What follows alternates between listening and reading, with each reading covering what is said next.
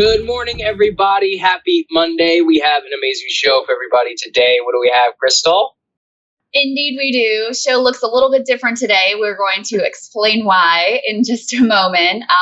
We have some big updates out of Afghanistan. We'll bring you up to speed there. What the polling says about how Americans feel about all of this, some of it going against the media narrative. We also have some of the most cringe reactions to bring you, especially from the Republican Party on Afghanistan, an update on January 6th and what exactly happened there, and some new research on masking kids in schools that I think you're definitely going to want to pay attention to. Lucas Kunce is also going to be on to break down his experience in Afghanistan. He's a veteran of both the Iraq and Afghan wars. We had him on Rising to talk actually about China. Really super smart guy. Works with Matt Stoller on antitrust stuff, running for Senate in Missouri. So excited to talk to him. But Saagar, why don't you explain to the good people first why we are doing the show from home today? Yeah, I got some personal news, as they say. I've got the big 19, the COVID-19 breakthrough case. I am officially one of the statistics, so that is me. So I thought I would just explain what it's like. People out there are possibly curious. So I took my test on Thursday evening. I wasn't feeling particularly well on Thursday, and I thought, I was supposed to go to a wedding, and there was all this other stuff. So I said, okay, I got to be responsible, make sure that I'm good. Test came back positive. Honestly, Krystal, I could not distinguish it from a bad cold. And I think that that's mostly what it was like. I think I'm mostly on the tail end. I still feel a little bit fatigued. To be 100% transparent, had 2 doses of Moderna, but I would say I was pretty sick. I had flu-like symptoms, a lot of congestion, had a fever for a couple of days, lots of fatigue. My taste was 40% of what it normally was. So it wasn't like a total loss. As I texted you, I ate a bunch of habanero sauce in order to test. The side effect of that is it really clears the sinuses. So if you suspect you have the 19, I encourage you to try that little test for yourself. But that's it. I am officially one of the statistics. And I gotta say, it does have me asking some questions about overall national policy, because, you and I have been discussing this around, obviously, getting vaccinated. This probably may have been much worse, given my reaction if I hadn't been vaccinated. So thank God for that. And I encourage everybody, if you're not, in order to go do so to protect yourself. But I do think that the breakthrough case numbers might be more than they are letting on. And I think the public health authorities should probably be transparent about that. There's probably a lot of breakthrough cases that aren't showing up at, hospitals or clinics. Like you felt well enough. You weren't worried about, having to go to the hospital. Or you tell me you never had a moment, I don't think, where you were thinking I might have to go to the hospital. So data like yours just may not be captured. I think the most important thing to say with all of this is because you were vaccinated, you had confidence when you got it that it was going to be a pain in the butt, that you were going to be feeling bad for a while, but that ultimately you were likely to be fine. So that I think is really important for people to take away. But how do you feel now? And also, do you have any speculation about where or how you contracted it? Yeah, I have no idea. So there are 2 really only options here, which is that I know that I was negative whenever I stepped back on a plane back to the United States, because I had to get tested in order to come back to the U.S. Now, I either got it on the plane, but apparently air travel transmission is pretty low, or it's possible that I picked it up at the gym. But honestly, the more I've been doing reading, Krystal, this Delta variant is just so much more infectious at 1,000 times more than normal COVID. I've been joking that it's as infectious as they tried to make us think that original COVID was, that it could honestly just be anywhere. It could be the grocery store. It could be the immigration line. When I was at the airport, I was around, hundreds and hundreds of people. And in terms of mask efficacy and all of that, it's really up in the air whenever it comes to Delta. So I want to be clear too. This doesn't change anything about my public health commentary, and we'll get to that, I think, whenever we talk about school masking and more. I think it is important that we might have to have a little bit of a mindset shift to say, this could be an endemic disease. It could be one of those things where as long as you're vaccinated, you will not have to worry about death. I did not seek any doctor intervention, because specifically I didn't want to draw resources away from somebody else. I was like, I don't need these antibodies or ivermectin or, whatever, because like, I'm fine. I took some Tylenol. Yeah, I didn't feel too good for a couple of days, but that's life. And I think that really is kind of the mindset that we're going to have to transition to, especially when we're going into the winter, in order to avoid some of the more onerous restrictions that I fear they're going to try to justify given some of the rising case numbers that we have across the country. Yeah, another public health note here. There are reports of people seeking the veterinarian horse version of ivermectin. Please don't do that. Don't do that, guys. Please don't do that. I did not ever stoop to the levels of double masking, getting in the car, going down to the stables and being like, can I have some ivermectin? Horse drugs. You're gonna be okay. Please don't do that. If you do get COVID, go to your doctor, find out from them what course of treatment that they recommend, get vaccinated so that if you do end up with a breakthrough case like Saagar has, that, you have confidence that, you're going to have a rough few days. And I would say you were fairly sick and you're not the type, you're not a complainer. You're a push through kind of a guy. So when you said you felt really shitty, I knew it was, you were going through it. And so I'm glad you're kind of on the other side of it. One other thing we should say is, just in terms of the national statistics and what we know, breakthrough cases, there is some protection from the vaccines, but that does seem to wane somewhat over time. The big thing that they definitely still protect against at a very high rate is hospitalization and especially death.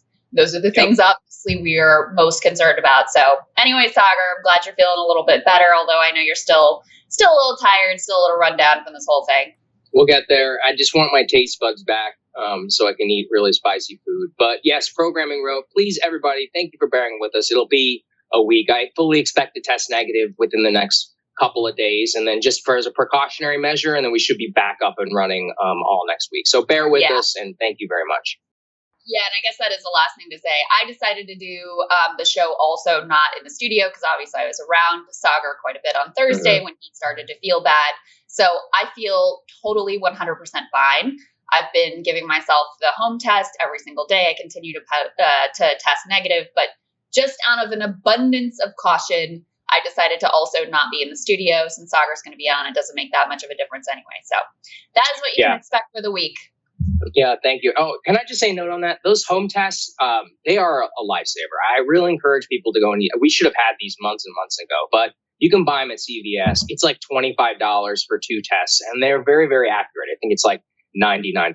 So that's something where, you can save a trip to the doctor, an expensive PCR and all of that. And you can just do it yourself. We're talking $12 a test. And it is really worth knowing if you're somebody who's suspecting. Like I said, I did it out of an abundance of caution. I had no idea, or I did not expect to get it. But I did. And it's better that we have that information. So I hope everybody goes and tries to utilize that technology because it is important.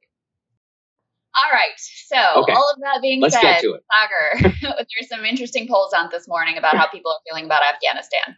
So this is a very important development here, which a lot of people are trying to spin.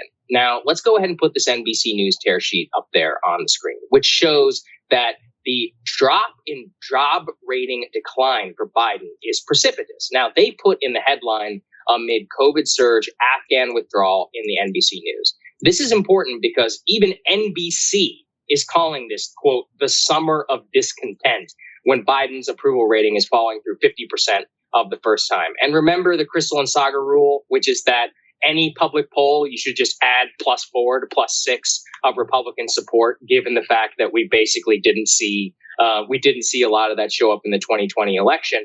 But what I want to point people towards is the actual declines for Biden on COVID.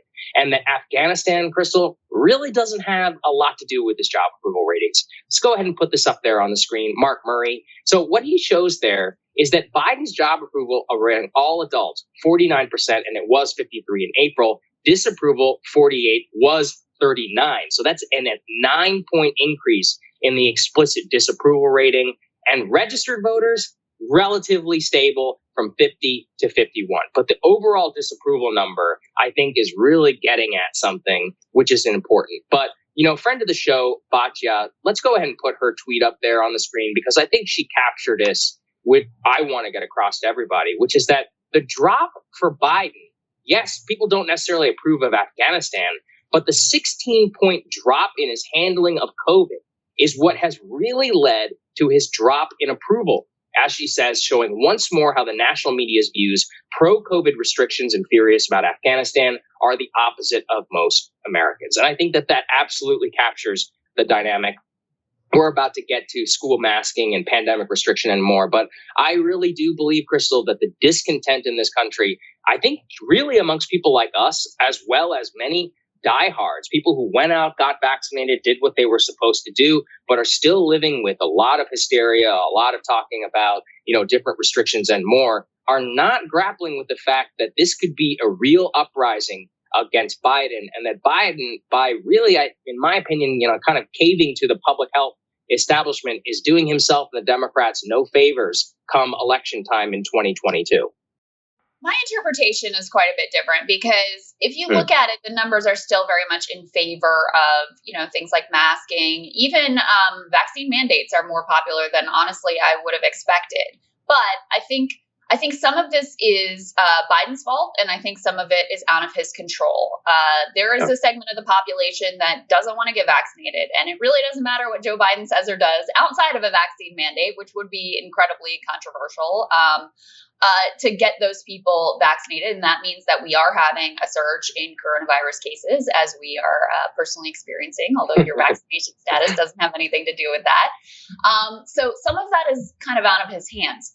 The part that is in his hands that I fully blame him for is that if you look into some of these numbers, there's a large number of the American people who think that he is not getting much done.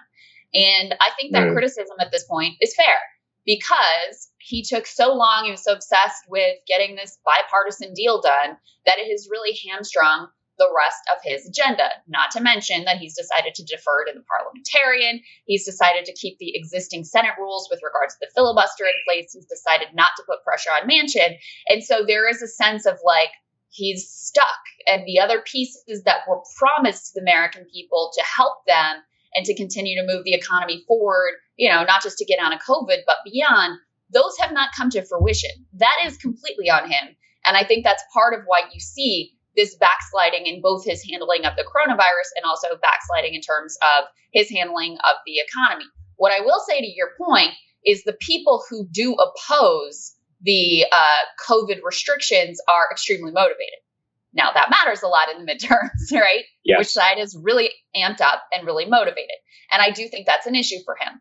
Part of why I thought it was really important, and I believe you feel the same, for us to do this analysis of the polls, which you should always take with a real grain of salt, is because we know the way the media is going to spin this. Look, I think Democrats are probably kind of screwed for the midterms, partly because of history, right? The party in power typically does poorly in midterms, partly because of COVID, partly because they didn't take more aggressive action to take control of things like redistricting, so that they had a more level playing field by which they could perform in the midterms. So I do think that they're in big trouble in terms of maintaining control of the House, certainly, and the Senate quite possibly as well.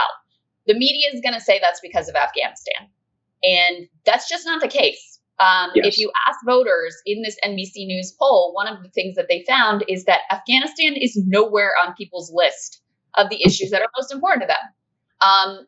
For better or worse, because we care a lot about foreign policy here, but for better or worse, most Americans are more focused on domestic policy. That is likely to be what they vote based on, and whether they decide to show up at the polls or not in the midterm elections. So if Democrats ultimately lose the House and lose the Senate, and the media goes all in on, it's because he actually withdrew from Afghanistan, something that 2/3 of the American people support, and they try to pin the blame on that decision, you will have the data to know why that is complete BS.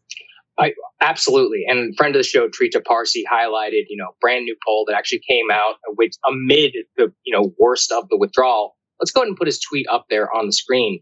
Despite implementation problems, 60% of Americans continue to support withdrawal from Afghanistan, which is a poll conducted from August 17th to 19th. So think about what exactly was going on in those days, actually only 4 or 5 days ago, for Joe Biden's sake. But only 22% oppose Biden's decision, and 67% want to prioritize domestic policy issues over foreign policy. So all we can do is underscore again and again, as you point out. And I think your interpretation makes quite a bit of sense, because here's the counter to it, which is that if you're going to have a bunch of restrictions, then the only way to really make sure that that's okay with people is to deliver a massive domestic political agenda, right? Yeah. And that's not happening. So he has the worst of it. So then what do people choose? They have to choose between no restrictions, or they have to choose between, basically nothing from the federal government. Which is it exactly? That's a terrible political sandwich. So I think he has kind of screwed himself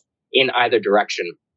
I got to tell you, Krystal, I'm looking real close after we did that block on the Gavin Newsom recall election. And I am beginning to think that Newsom is in some serious, serious trouble, because when I read this poll and I saw that 16-point drop in the handling of COVID, I mean, you can't think of anybody who personifies kind of the Biden mindset on that than somebody like Newsom. He's, yes, Newsom sent out the checks and all of that, but has been pro-restriction, kind of your, prototypical mainline Democrat. So I think that he is in big trouble. But, staying on the, go ahead. Well, I was just going to say on Newsom, something that's interesting there, and I think also has some national implications potentially. I would say that race by the polling right now looks like a jump ball. And as you said previously, the trend in recent years has been that the polls understate Republican support. So that's something we should take into account. Does that apply in California or not? We don't really know. But his approval rating is actually quite strong. Last poll, 57%. So he's significantly above water. But the question for the recall is who is going to show up? Who is motivated? And that's why the polls, in terms of asking the question, should we recall Gavin Newsom as governor? That's why it's basically split 50-50, as a little bit of an edge, but it's within the margin of error. That's basically where things stand right now, even though overall, if you ask people, his approval rating is actually relatively good. So it's a question of the people who are most motivated, who are most opposed to those restrictions, are the ones who are likely to show up to the polls. That dynamic could play out again in the midterm elections. The last thing I wanted to say is, I think we have one more Axios tear sheet we can put up here about the fact that 62% do not think that the Afghan war was worth fighting.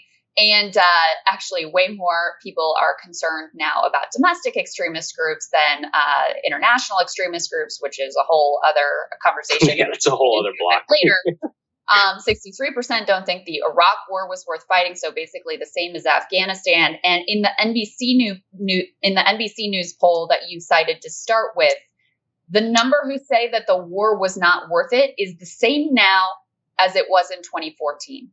So yes, people are looking at these images. They're looking at the completely insane media coverage, which you're going to talk more about later. And they're not happy with how this particular withdrawal has gone. Do they support getting out of Afghanistan? Hell yes, they do. So entirely possible that over time, as some of these more heart-wrenching images fade from memory, that people come to really respect what Joe Biden has done here, in contrast to what every other commander-in-chief in the past 20 years has been able to accomplish. I think that's fundamentally going to be the dynamic. I did that whole monologue on Saigon. Everybody thought Saigon was a disaster. The next month, Gerald Ford's approval rating hit an all-time high, with the number one achievement being given to Ford, that he got Americans out of Vietnam. So I think that we are very much going to be repeating the same dynamic. And to keep, when you're watching the polling and you're watching how the media is spinning it, dig in and actually look at where exactly the drop is coming from and think about what the real political consequences of that are. Yeah, indeed. Okay. All right. So speaking of COVID mania and more, huge debate happening. Krystal, I know this is happening in your own life too, around masking with children. A lot of people who I know who are parents are confronting this issue. School masking is actually quite popular in some of the polls that we've seen. So I want to be clear about that, in terms of where people seem to support and more. 66% is the last number that I saw. whether that's true. And, given the fact that pandemic restrictions polled a lot more popular than they turned out to be in the 2020 election, you take that for what it will. But let's focus actually on the science, because this has ignited a massive debate in this country around schools and children. And I think it should. Children are our most precious asset. We should protect them at all costs. New York Magazine has a new piece around the science of masking with children, which is pushing back against the CDC and the American Pediatric Association. Let's go ahead and put that tear sheet up there on the screen. The science of masking kids at school remains uncertain. David Zweig is the author of this new piece, and I'm just going to read a very relevant but I think important one, which is that in the realm of science and public health policy outside the United States, the implications of new CDC findings are not exactly controversial. Many of America's peer nations around the world, the UK, Ireland, Scandinavia, France, the Netherlands, Switzerland, and Italy, have exempted kids with varying age cutoffs from wearing masks in classrooms. Conspicuously, there's no evidence of more outbreaks in schools in those countries relative to schools in the United States, where the solid majority of kids wore masks for an entire academic year and will continue to do so for the foreseeable future. The other thing, Krystal, and I think you may have done, I think you did something on this while I was out, is that there's been a lot of criticism of the so-called landmark study of 93,000 kids in the first place. What they are pointing out is that both the CDC and the American Academy of Pediatrics, when they issued their student mask guidance, actually the study that they point to justify school masking did not include a null hypothesis around alternative pandemic mitigation measures, such as a hybrid model, social distancing, and more. And many prominent epidemiologists and public health experts have been criticizing both the organizations. The critical point here, both organizations, when they were asked and pressed by New York Magazine for evidence or underlying data upon which they based their recommendations, the American Academy of Pediatrics did not respond to multiple requests, and the CDC replied that since children under 12 can't be vaccinated, they recommend universal masking. So I think we should be very, very critical. I think we should be skeptical and analytical around what exactly masking for children means and whether the science is as robust as these people are beginning to say. I think people have understandably really erred on the side of extreme caution with regards to kids. I totally get that. As a mom, I totally understand where that's coming from. But I don't think that there's been enough concern about the costs that are being imposed on children in the name of keeping them safe. And that's the question that this article raises, because look, my kids are 13, 8, and 4. Okay. For my 13-year-old to wear a mask, by the way, she's able to get vaccinated, but for her to wear a mask all day is no big deal, right? She's got those social skills already. She's not in that super early development phase. My 8-year-old has a speech impediment. So for him to wear a mask all day, and especially in his speech therapy sessions, that's a burden. For my 4-year-old, who's still in the midst of forming those like social interactions and social bonds, I think there's a real cost when she's going to preschool of her face being covered, all the kids around her face being covered. And it's actually my mom's preschool that she goes to, but her teachers, including my mom, to have their face covered. So there is a cost of having kids universally masked. And what this piece and the questions that this study raises, are those costs actually worth it? The fact of the matter is there just hasn't been sufficient research on whether or not masking kids at school is an effective mitigation measure. The one really comprehensive study that they dig into in this New York Magazine piece was actually a study done by the CDC of 90,000 kids. And it's the only one of its kind because they tried to isolate those different mitigation measures. So do you have kids socially distanced, for example? How many kids are in the classroom? Do you have effective ventilation systems? Do you have the windows open? Do you have them masked? And this study didn't find a significant impact of whether kids were masked or not. Now, I think it's also important to say this does not mean, oh, masks don't work. It means if you've been around kids, the mask falls below their nose, the N95s aren't made to fit their faces. A lot of masks aren't frankly made to fit their faces. The cloth masks are less effective than the KN95s or the N95s. So there's a very big difference between, in the abstract, theoretical, perfect conditions where everyone is perfectly masked with an N95 mask. There's a big difference from that and the reality of a bunch of little kids trying to keep a mask on their face all day. So I think, number one, we should be considering the cost, especially of closing schools, but also of some of these mitigation efforts and the burdens they put on kids. And it's a crime that there hasn't been more effective and thorough research on interventions like this to this point. Yes, I know Delta is different, and I know that Delta is still new and we're still learning about it. And so some of this is still up in the air, but we should have a lot more research to go on something as basic as, do masks on kids actually work? Does this actually, keep infection from spreading among kids into the adults that are around them? At this point, we just don't even really know the answer. No, we don't. And I think what makes me most angry is that people aren't taking the consideration of your children and the social development costs at all. The public health establishment is whitewashing this completely. Just to pull the, most insane example, let me give you guys a taste. Put this up there on the screen. Dr. Ellie Murray, who is an epidemiology assistant professor at Boston University of Public Health. Here's what she says. Genuine cue for people more concerned about schools being closed in COVID. Are you aware mandatory schooling is barely a century old in this country? Maybe your all grandparents had high school. What about your great grandparents? Yes, education is important, but it's a pandemic. I guess the Unabomber would agree there, Dr. Murray.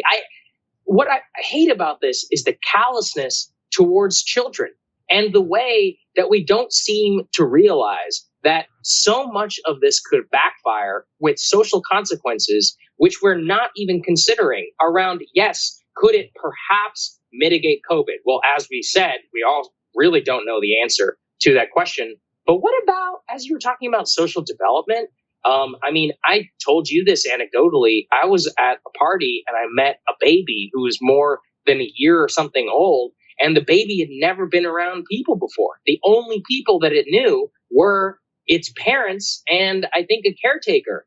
That's it. I don't know.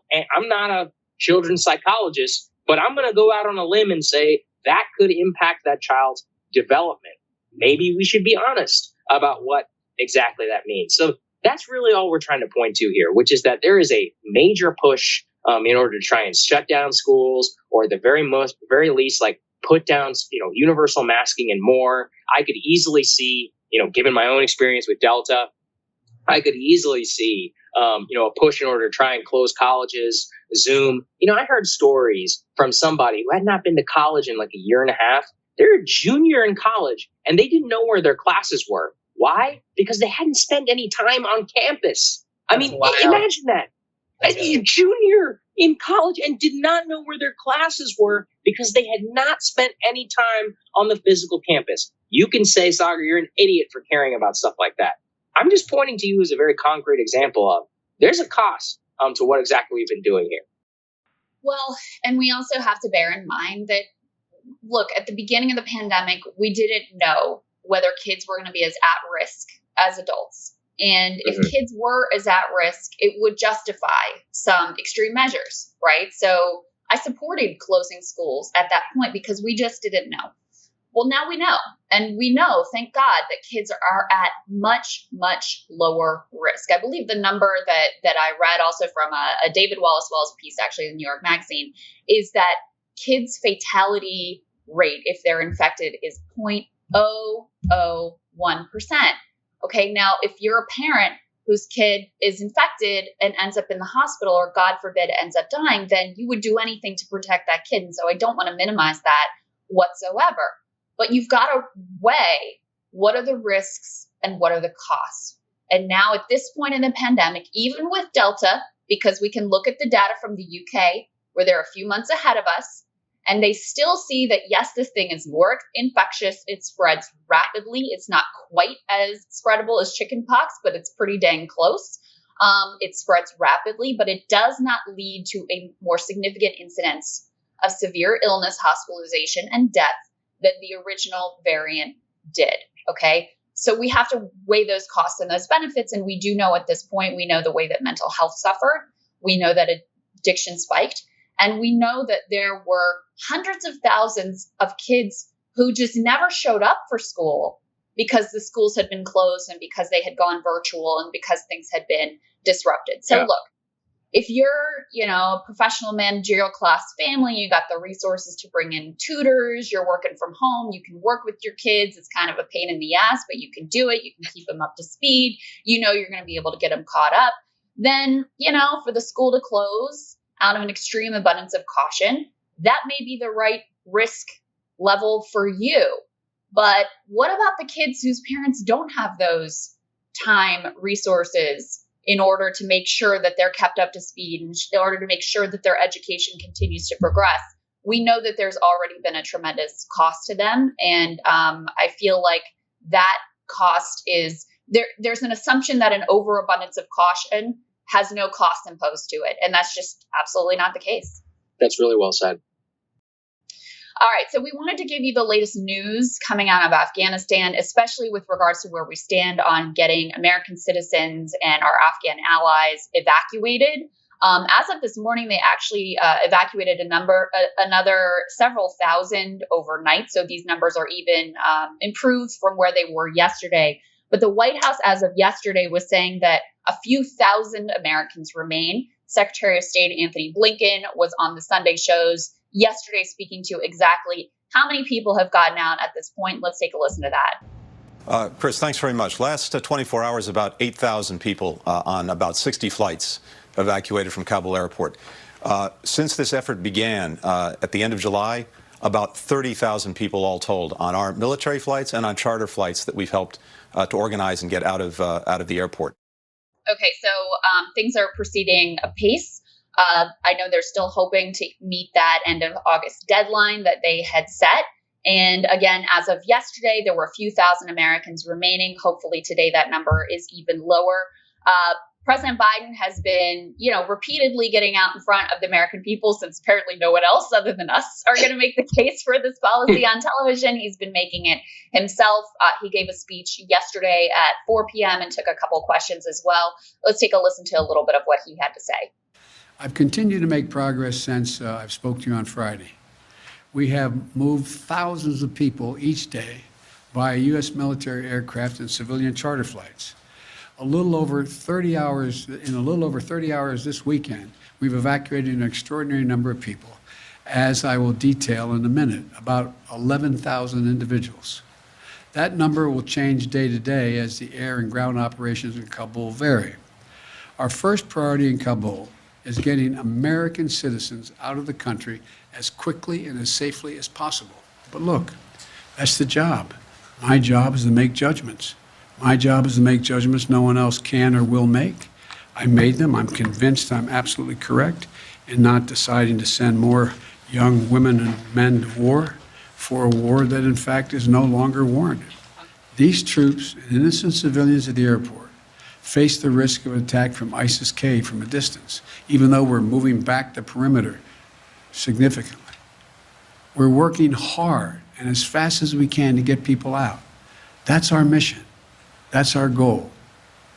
And our determination to get every American citizen home and to evacuate our Afghan allies is unwavering.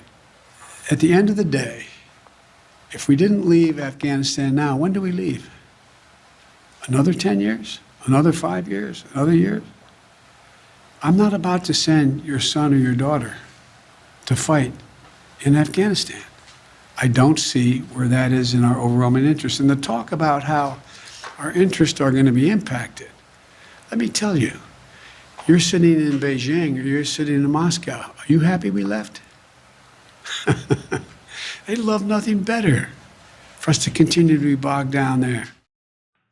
So obviously President Biden Wow. there continuing to make the case in a way that I think is very effective. Every time he comes out to speak, I get a little bit nervous that he's going to be cowed by these people on TV, but he's really standing strong in support of the policy. A couple of newsworthy things there. He talked about how they've extended the perimeter. That means outside of the airport, so that, you know, a larger space is secured to help people be able to get to the airport.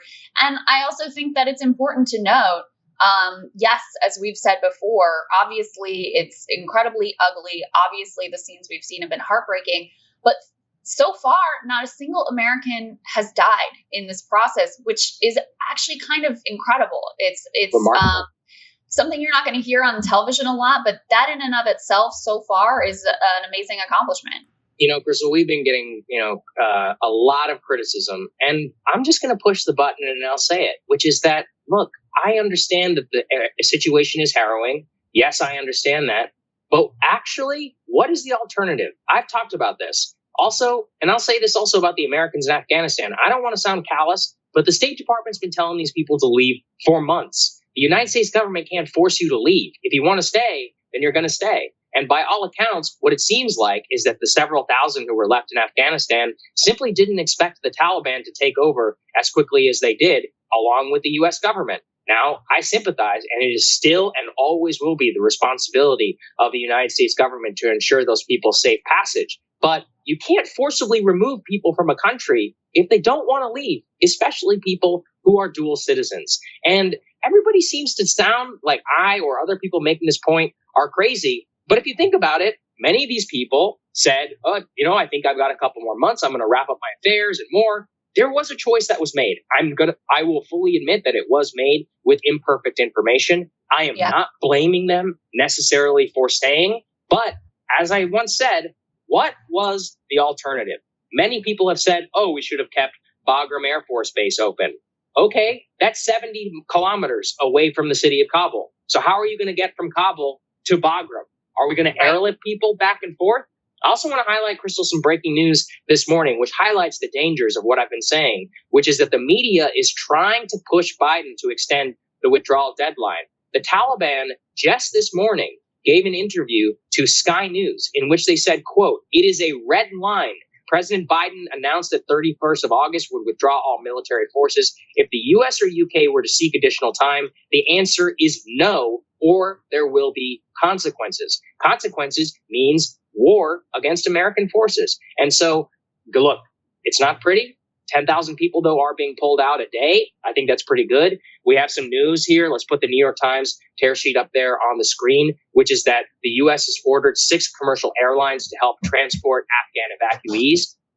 These airlines are actually going to be transporting people from the hubs outside of Afghanistan to other countries where these refugees are going to await screening, background checks, and more before they'll be ultimately approved for entry into the United States. But I do not believe, and I'm going to talk about this in my radar, I know you are as well, for my monologue, sorry about that, is that I need to present a very realistic realm of what the options were.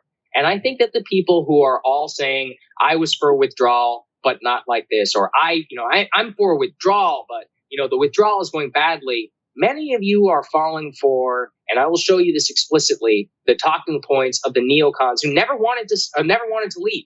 In a way, Krystal, I actually respect the people who were for the actual forever war than the people who are disingenuously trying to point out, I'm against this because of, this particular implementation reason. Look, if you weren't there for the last 20 years talking about how much of a disaster this war has been, I just really don't want to hear it. The way the media has been playing this is as if the last 20 years in Afghanistan have been some sort of cakewalk. It's sunshine and daisies. Where were they when Afghan citizens, like you always say, have been being slaughtered for the last 2 years by the Taliban and during the last civil war? The major news networks, according to one analysis, mentioned Afghanistan just 5 times last year.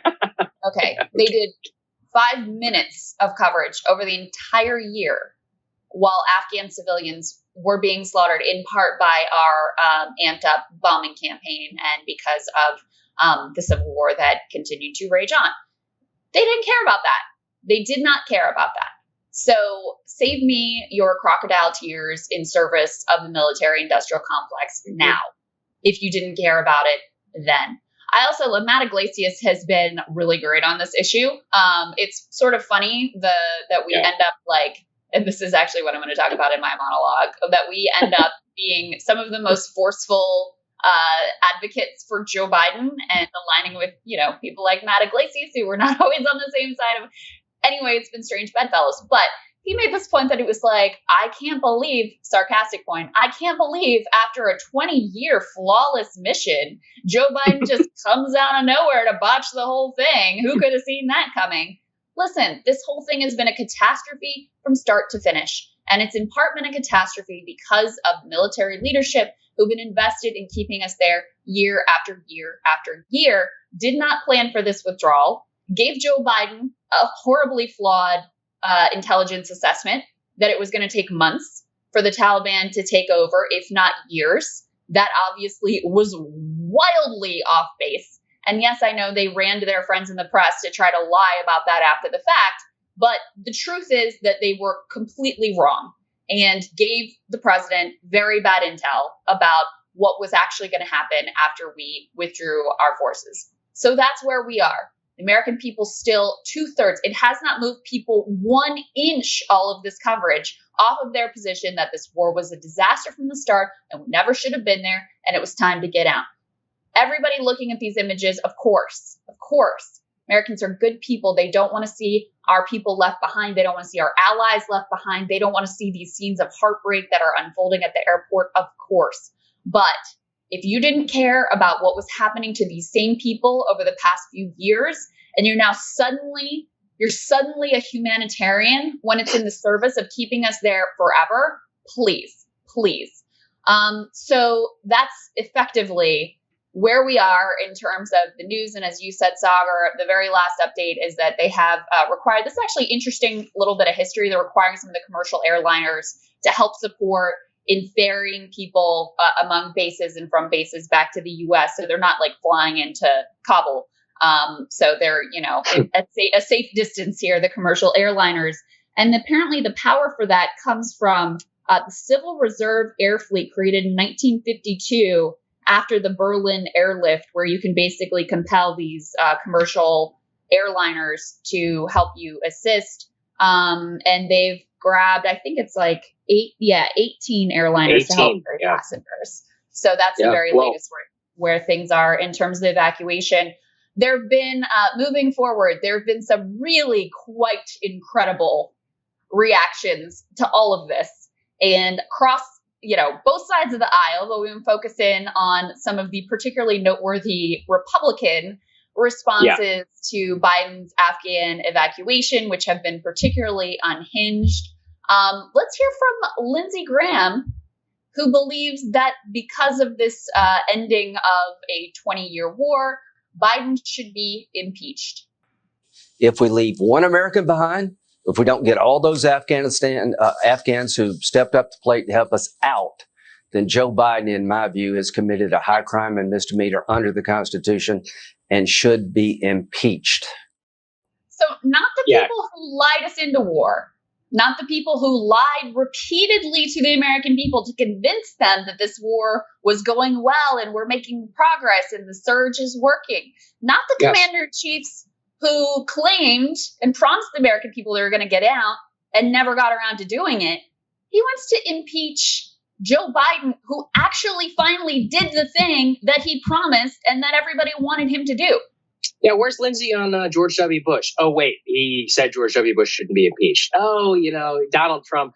And look, this is what drives me crazy. We were actually consistent voices on impeachment, on the Ukraine impeachment especially. We were like, look, this is BS, okay? I'm sorry. Yeah. Yes, nobody's going to say that it was the perfect phone call or whatever. As I said, the part of that call that bothered me the most is when the Ukrainian president bragged about staying in Trump Tower, not exactly whenever it came to, the so-called leveraging of military aid, etc. But the same people who argued that impeachment should be this, lofty thing, and I actually defended it at the time, are now like the implementation of the withdrawal from Afghanistan is grounds for impeachment. It's just totally ludicrous. And we've pulled a couple of very good examples here from what exactly the actual interest of some of these people is in making sure that this war continues, which makes me just seem, oh, maybe this isn't just about, how they supposedly care for the poor Afghans. Check this example out. Lee Fong of The Intercept points it out. Congressman Mike Waltz, who wants the U.S. military to relaunch the Afghan war, just sold an Afghan-focused defense contractor for a personal profit of up to $26 million. $26 million. And the deal was with a contractor responsible for training the failed Afghan National Security Forces. Now, I'm not saying that is the case whenever it comes to Lindsey Graham. I've actually met Lindsey Graham. He is a legitimate ideologue whenever it comes to the forever war, a true neocon in his heart, which I guess he's principled. I don't know exactly what to say about that. But I understand from where he's speaking. And yet, after the Trump years, it's beclowning yourself in order to try and point out that Joe Biden should be impeached for this, whenever clearly you set a standard that the impeachment bar should be so high. Now, my personal favorite example of the cringe here goes to the president's son, Don Jr. Our friend Richard Hanania pointed this out. Let's go ahead and put this up there on the screen. So Don Jr. tweets about how, and I'll get to this in my monologue, Tony Blair slamming Biden as an imbecilic threat. He says, quote, "When America's greatest ally abroad, Great Britain, is so humiliated and dishonored that they held Joe Biden in contempt in Parliament for the lack of respect and communication, even lefties agree, you start to see how incompetently this went down." As Richard says, after trust our generals in the media and think of the Afghan women phases of conservatism, we have moved on to think of our transatlantic alliances. Indeed. Now, has he added, Saagar, just give us an update. Has he added the globe emoji to his Twitter bio, Don Jr. yet? I mean, what the hell is going on here? I seem to recall a time whenever Donald Trump went to Britain and everybody said, screw the British, we don't care what they think. And they had some stupid ass blimp. And then remember that idiot, the London mayor, Sadiq Khan, or whatever his name was. It was like, oh my God. And everybody said, who cares what the London mayor? Well, what about now? Now we're what? We're British transatlantic bowing down before, America's greatest ally and all that. Look, I like Britain. They want to hold our president in contempt. I don't really care what they have to say whenever it comes to this. And Tony Blair himself. They have a lot of nerve. They have a lot of nerve, actually, for doing this. But really what it is the absolute flip-flop that so many of these people have made. Let me just give you one example. I'm sorry to take up some of this time. Don Jr. yesterday was tweeting about how the White House is putting out falsified readouts or incomplete readouts of Americans' calls because we didn't include this thing in our readout of our call where the French president Emmanuel Macron suggested that we should, emphasize alliances or something like that.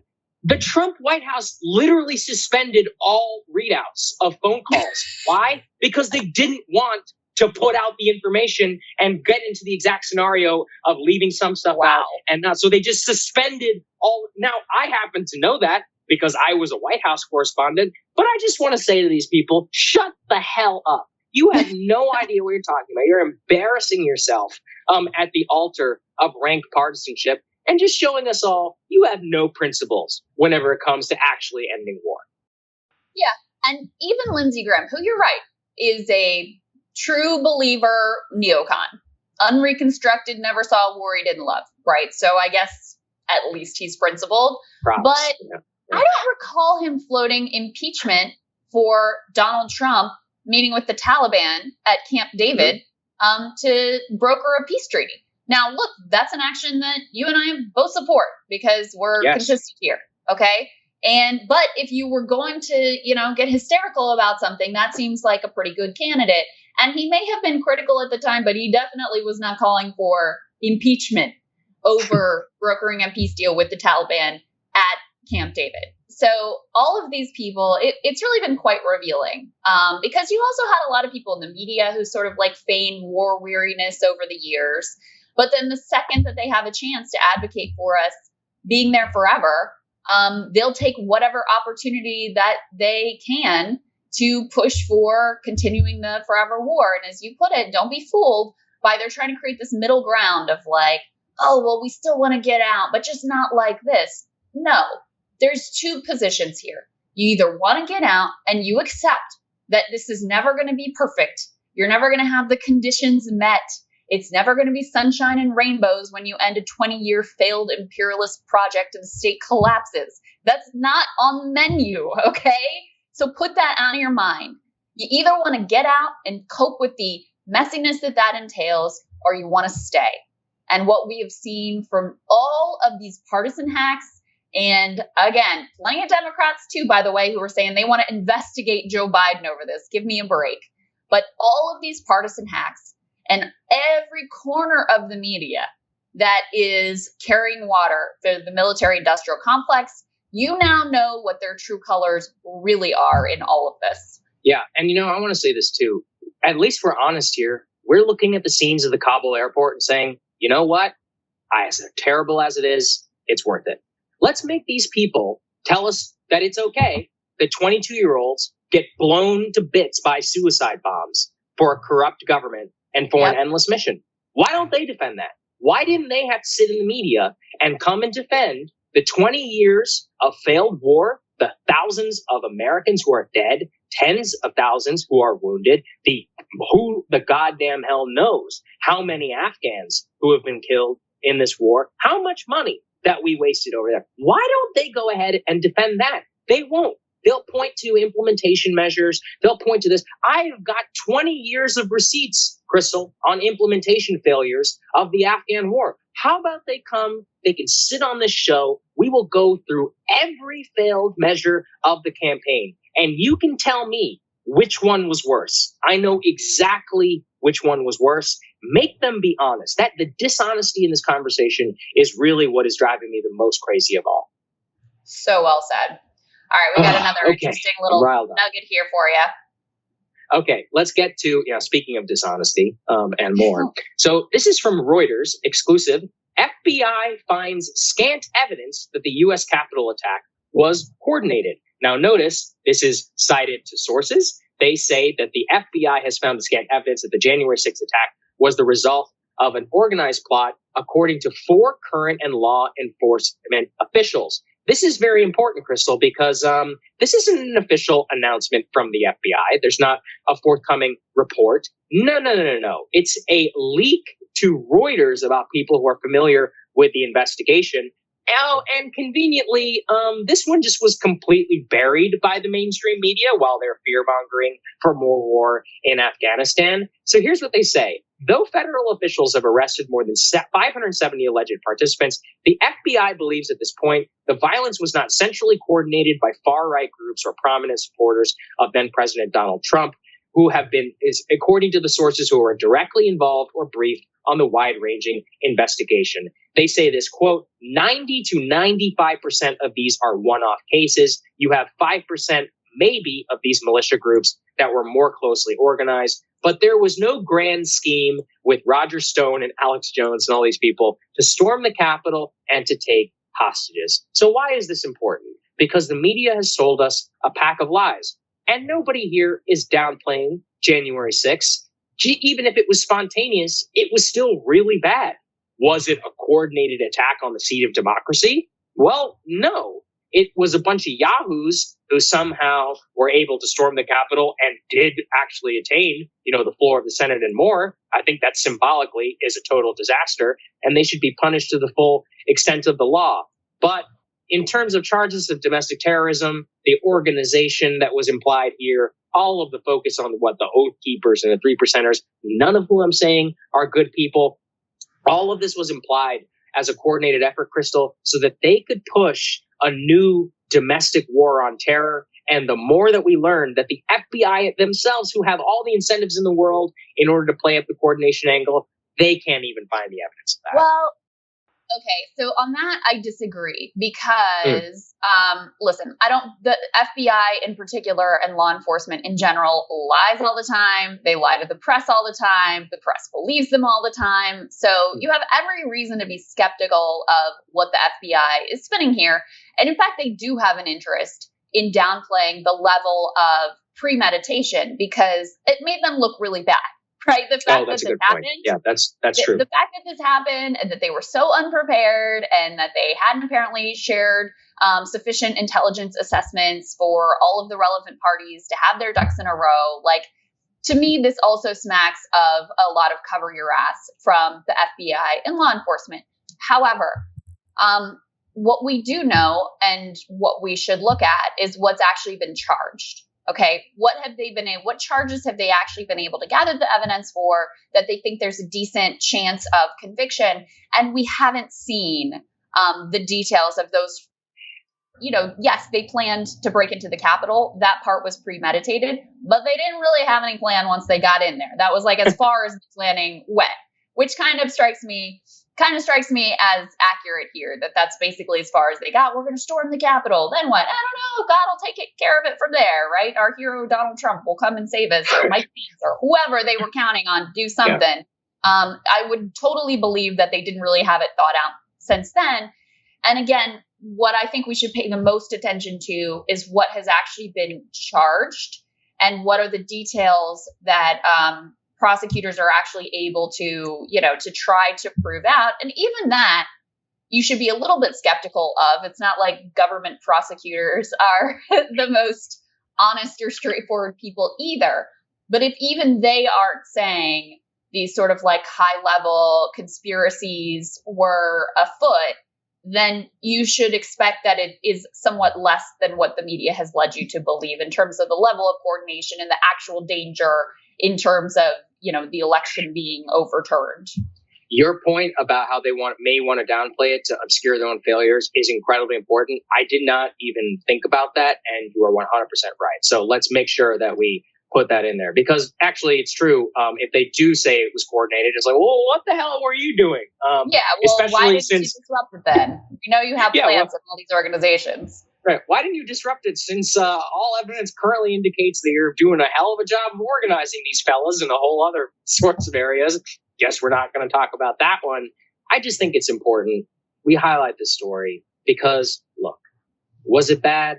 Yeah, it was a bad day. And it was obviously looks pretty spontaneous. That doesn't actually downplay what it means in terms of the systemic failure of the Capitol Police, the FBI, the federal government, the societal-wide critique that a moron like Donald Trump can inspire millions of people to go and storm the U.S. Capitol. That's all can still be true. And it can still not justify a new war on terror, imply some sort of wholesale plot in order to destroy the country. I see it every day, Krystal, as you pointed out in that one poll that we covered in our A block, which is that people are more concerned about domestic extremism than Islamic terror. What if neither are actually a big threat to your life right now? What if economic livelihood actually is? What if lack of class mobility is? What if I could go all the way down in terms of healthcare? Yeah. But that's not what the people are being sold by the media and one of the major political parties. And then the other political party has to gaslight everybody into trying to think that, these were like good Samaritans who had no idea what they were walking into. Let's all just be honest about what's happening. Yeah. And I always try to remind people, like, if someone's trying to scare you, be very skeptical, because fear is an incredible motivator for people to allow things they wouldn't normally allow, to allow mass surveillance, to allow endless wars, to justify handing power over to an increasingly authoritarian government that you wouldn't normally do if you were thinking rationally. But look, people put their survival first and foremost, and that's a very understandable, natural human instinct. Just make sure you're not getting manipulated by that into justifying things that you ordinarily would never even consider justifying. That's all I'm saying here. Absolutely. Okay, Krystal, what are you taking a look at? Well, I've been asking myself a big question over the course of the past week or so, which is, how is it that Joe Biden, who has been wrong and bad in so many ways over his long career in Washington, actually did something not only good, but truly quite courageous in standing up to the establishments of both parties, in standing up to every corner of the media, in being completely unwilling to back down. And actually, the New York Times added some details to help us understand exactly that question. So they have this write-up where they say, debating exit from Afghanistan, Biden rejected generals' views. Over 2 decades of war, the Pentagon had fended off the political instincts of elected leaders frustrated with the grind of Afghanistan, but President Biden refused to be persuaded. Now, the funny thing about this piece is that the New York Times means this as like a negative piece, like Biden was out there on his own and he didn't listen to the sage generals who knew better, who tried to warn him. But I read this piece in a very positive light because it gets into some of the details of how Obama was persuaded to go against his initial instincts and what he ran on. And Trump was persuaded to go against what he ultimately ran on, wasn't able to actually get people out of Afghanistan. And Biden somehow was able to buck what all of these generals in a coordinated fashion tried to push on him. One of the details they have in this piece is that literally 2 days after inauguration, Lloyd Austin, Mark Milley, and 3 other top generals all came to him and said, we need 3,500 people there to stay. We need Trump's peace deal was really stupid. I'm paraphrasing these, those weren't the exact words, but it was really stupid because it wasn't conditions-based. They put all kinds of pressure on him to change the peace deal, to make it conditions-based, and to keep a force of somewhere around 3,500 to 4,000 people there indefinitely. And Biden just flat out said no. So why is that? Why was he able to do what presidents before him for decades were unable to actually do, and to stand up to that kind of pressure, knowing the way they're going to leak against you, knowing the way the media is going to handle all of this? There's a couple of key nuggets here. I think there are sort of 3 key factors. One of them, they have an interesting anecdote from Obama's memoir about how Biden really saw through the games that these generals were playing, especially with regards to Barack Obama, who of course was young and, relatively new to Washington. So let's throw this quote up on the screen. Again, this is from Obama's memoir. So he said that Mr. Biden was furious at generals who were trying to force a decision to commit additional troops into Afghanistan with leaks, saying that if more were not sent, the result would be mission failure. He wrote that Mr. Biden used a vivid epithet and warned Obama about generals who, quote, are trying to box in a new president. The vice president leaned forward, putting his face a few inches from mine, and stage whispered, "Don't let them jam you," Mr. Obama recalled. So one of the factors here was just plain experience. He's been around Washington. He's seen from the inside as chair of the Foreign Relations Committee. He saw what happened in Vietnam, and he saw up close and personal in the Obama administration on exactly this issue of Afghanistan, the way that the generals were able to roll and ultimately jam Obama. So he saw through their games, and his experience actually helped him be able to resist the pressure this time. A second factor I think that was important here is he just truly had an actual ideological commitment to getting out of Afghanistan.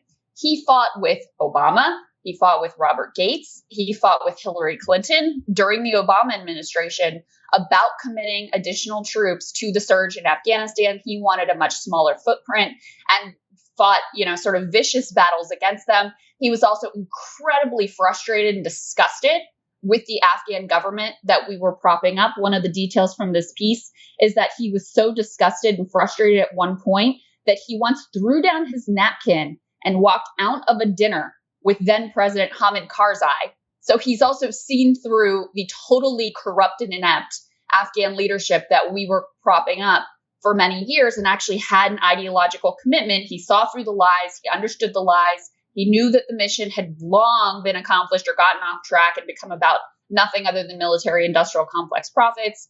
So he was ideologically committed to it.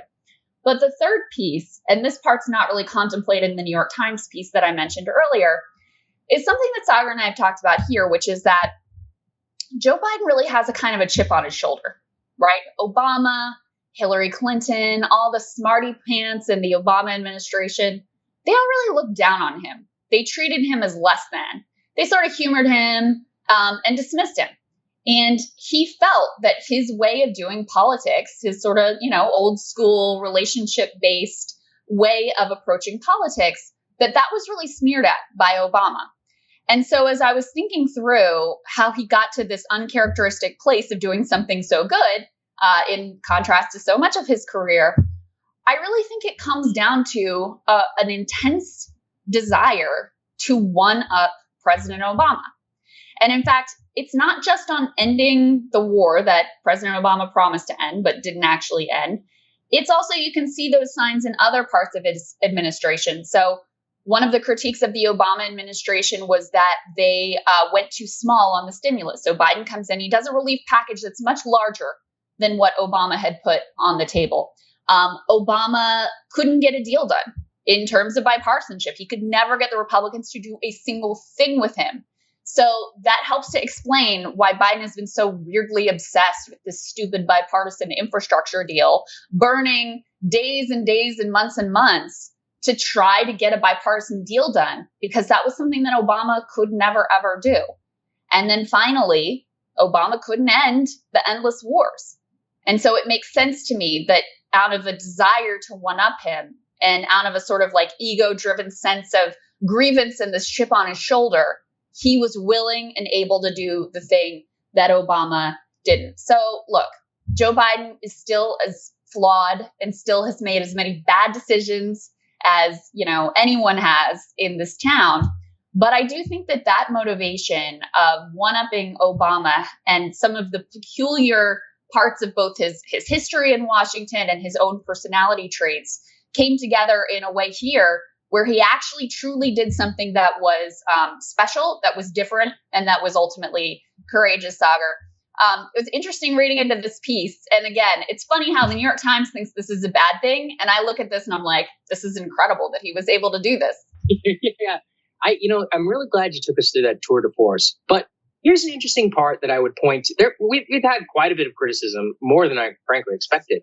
And everyone's like, how can you agree with Joe Biden? Listen, whenever Donald Trump made decisions, sometimes based on very flawed logic and idiotic behavior on his own part, but it was the right decision, there were two people sitting right before you who said, look, it's the right decision, and that's the way it should be. So how Joe Biden arrived there, I don't frankly care. There's a lot of different ways. Obviously, his own son. If it's obstinance to be against Obama, great. Okay, that sounds fine to me. At the end of the day, the decision was correct. And same thing when it comes to these generals. These people are failures in everything they have touched for the last 20 years. They're liars. I'm glad he bucked them. I wish Donald Trump had the stones to sit before them and say, no, I'm not going to listen to you. Something he ran on in 2017 and then immediately folded to the national security bureaucracy when he was president. Here's why I think it's important to understand how this happened. It's because we've never seen it before. And so that's a good point. If we want more of presidents who are willing to either buck the generals or buck the Beltway consensus around deficits or whatever it is anti-establishment policy that you want to push for, that you're going to have to go against a million entrenched powers, it's important to understand how you get to that place where in this really rare instance, it actually happened. So that's why I actually do care how Joe Biden, what were the personality traits, what was the mindset, what led him to this place, because it's so extraordinarily unusual in our lifetime to literally ever see that. Yeah, that's a good point. Let's make it a prerequisite then that everybody has a chip on their shoulder. Yeah, and make sure everybody want to one-up Obama. That's I will not vote for anyone in the future who does not have the same chip on their shoulder. That's my new criteria. All right, Saagar, what are you looking at? Well, I, as promised, taking a little bit of a look at the media response.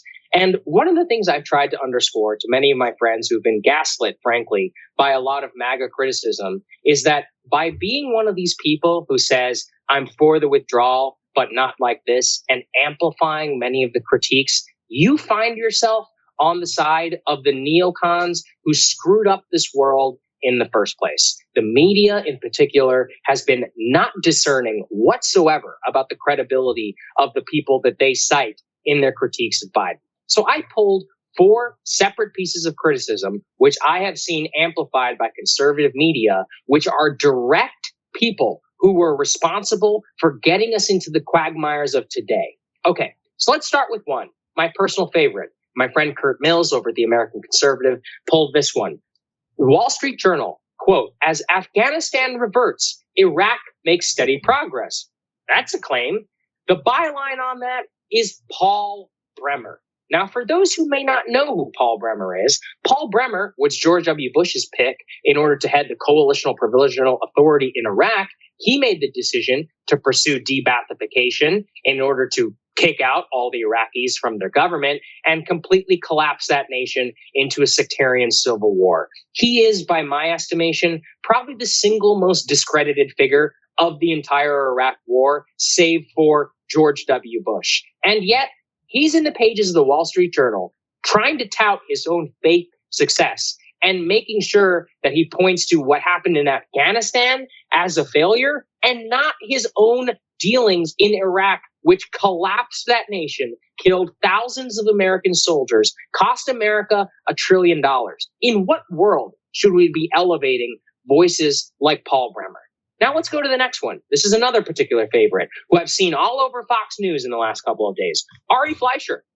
He says Biden's problem. He said Americans are not having difficulties getting the second airport. They are. He said Al-Qaeda is in Afghanistan. They are. He said foreign leaders are not criticizing his handling withdrawal. They are. His judgment and explanations are deeply flawed. Now, as Daniel DePetra shows, according to the Center for Public Integrity, Ari Fleischer made 109 false statements on the Iraq War. Ari Fleischer, for those who don't remember, was working for George W. Bush during the war drum period for the war in Iraq and post 9/11. He, again, is a demonstrable liar whenever it comes to the war on terror, the war in Afghanistan, the war in Iraq. Are you noticing a trend here on who's being elevated in conservative media? You should be very cognizant of who you are finding yourself on the side of. I already highlighted how Donald Trump Jr. now is citing Tony Blair as some awesome figure of moral authority. Put this up there. Tony Blair has broken his long silence. He says the withdrawal was driven by imbecilic slogan of ending the forever war. Once again, just so everybody knows what's going on here, 2017, the United Kingdom, in their own internal inquiry into the war in Iraq, said that the former Prime Minister, Tony Blair, had not been truthful, quote, not straight with the nation over the Iraq war.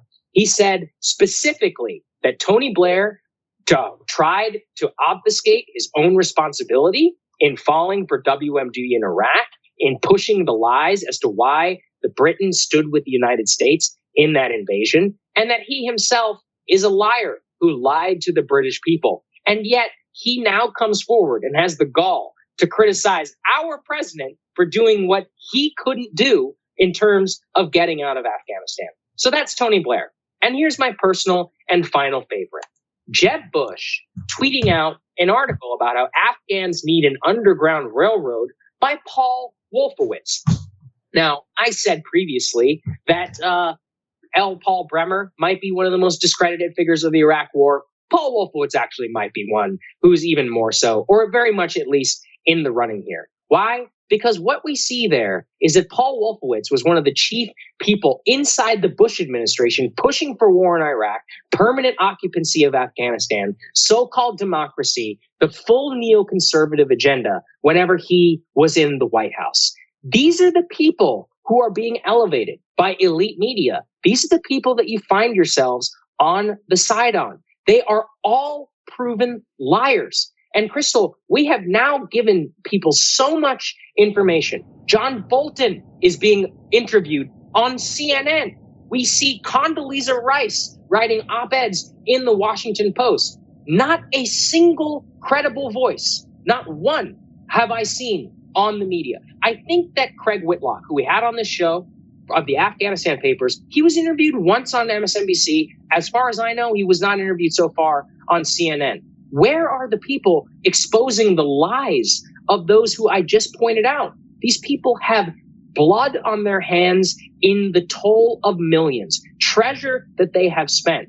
And these are the people who, and you know, I want to say, there are many people out there who really prefer war for withdrawal and are being gaslit by MAGA leaders into somehow finding themselves on the side of the Paul Bremers, the Paul Wolfowitzes of the world, of the Tony Blairs who are responsible for the neoliberal project that we have seen fail. I'm agog, really, at who the shamelessness of these people to, number one, rear their heads, but number two, have the media elevate them, and then three, have MAGA, who, if anything, is an indictment of these people, somehow embrace them. I'm going crazy here.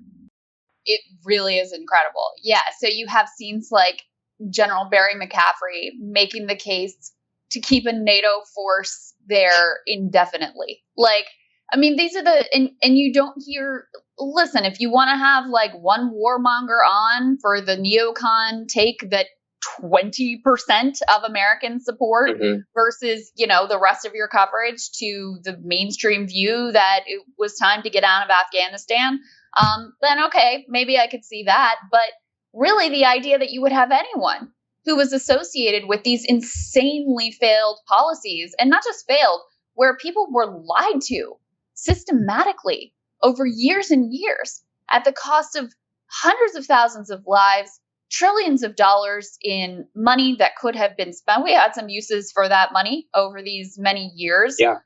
The fact that you would give them 5 seconds of airtime other than to laugh at them is insane. And it's also something that we had warned about. I mean, during the Trump era, a lot of these people were elevated because they were convenient never Trump critics. And so you had this whitewashing of everybody up to and including George W. Bush, where it was like, oh, well, in order to make Trump a unique evil, it was like, oh, he wasn't really that bad, George W. Bush. Well, now is the time for everyone to remember just how terribly bad and destructive and horrific and what a liar he actually was in the incredibly poisonous politics and policy that he ultimately unleashed. But you're not going to see that conversation anywhere. It really is incredible how lockstep they've been. Whether it's MSNBC, CNN, Fox News, you can turn on any of them and you'll hear some flavor of the exact same coverage. It's pretty wild. I feel sick, honestly, watching these people get resuscitated. And as we near the 20th anniversary of 9/11, I've been making a point to go back and look at the failures of how exactly we got to where we are today. I was only 9 years old. And I remember it emotionally, but I don't remember it intellectually. I'm trying to relive it as much as I can. I feel ill looking at Paul Bremer. If you're an American and you have a son or daughter who died in Iraq, there is blood on Paul Bremer's hands. There is blood on Paul Wolfowitz's hands. There is blood on the Bush family's hands. There is blood on so many of these people who have the gall to come forward and to say what's going on in Afghanistan is wrong, when they themselves were chief participants in the efforts to lose the war, the country, and thousands of American lives in the first place. And I will beat this drum until we have to, because we cannot let this stand here. We cannot let good-meaning people get gaslit into supporting bad policy. That's how 2003 happened. That's how 2004 election happened. And we cannot let that happen ever again. That's how you end up in the next war, because the media, all they do is cheerlead for the only things, I can't remember who it was who pointed this out. The only things that they gave Trump credit for was when he was like hawkish and militaristic, when he killed Qasem Soleimani, when he did bomb strikes in Syria. Those were the only things that they would give him credit for. And then with Biden, now they're slinging the ultimate insult at him that he's Trumpian. I saw Bill Maher say he was Trumpian. I saw Politico Playbook say he's Trumpian. The ultimate insult. So get into wars or act in a militaristic way. They praise you as much as possible. And even if you're Donald Trump, try to withdraw from those endless conflicts and you think that the whole world was ending, even though you promised to do that. And even though 60-some% of the American public still wants you to get out. It's insane. That's exactly right. No, that's right. Okay, we have a great guest standing by, Lucas Kunce. He's an excellent former Pentagon official. He's going to take us into his own experience in the Iraq and Afghan wars, what exactly it shows about the military and more. Let's get to it. All right, guys, we have a fantastic guest for you this morning who's just out with a really terrific op-ed about the Afghan withdrawal. Lucas Kunce is Director of National Security Policy at the American Economic Liberties Project and also a Marine veteran of both Iraq and Afghanistan. Lucas, thank you so much for being with us. Good to see you, Lucas. Hey, Krystal. Thanks for having me. Thanks, I guys. should also mention I left off there. You happen to be running for Senate in Missouri, so we'll get to that in a moment. But just break down this op-ed that you just published. You said essentially you could sum up the Afghan war in 2 sentences. Yeah, and so it's basically that we have been lied to for a very long time and that what you're seeing was inevitable. And so what I mean by that is, it's been really kind of eye-opening for me just to see how shocked people are by what's happening in Afghanistan right now. And that's not entirely fair because it was kind of surprising to me, too, when I first went there just to see what was going on the ground. And I'll give you an example on that. And so for background, I was a Marine for 13 years. I actually was a foreign affairs officer for Afghanistan. I learned Pashto at Marine Special Operations Command, and then I deployed twice to Afghanistan with Special Operations Task Forces. And on my first deployment in Afghanistan, it was the winter of 2012-13. I went to the Herat City Penitentiary, and my job was to talk to some Taliban folks who were there, which is what I did. And I still remember the first Taliban guy I talked to. I asked him the first question. I said, "Sir, do you know why you're here?" And he looks me straight in the eyes, and he says, "Yes, because I was trying to kill you." And I said, "Well, yeah, I mean, that's pretty much it. Not me specifically, but Americans." And then I said, "So what do you think? Where do you think this goes from here?" And he says, "Well, either you guys let me out and I keep trying to kill you until you're gone, or you keep me in here and then eventually you're gone and then I'm out and it's our country and that's what's going to happen." And I can tell you, after interviewing the Taliban and then overseeing 6,000 Afghan local police, kind of like their logistics and stuff, talking to local Afghans in their language, talking to Afghan security forces in their language, he was right. They were the most motivated and intense people I ever met. It's exactly what they intended to do. They were in it for the long haul, no matter what.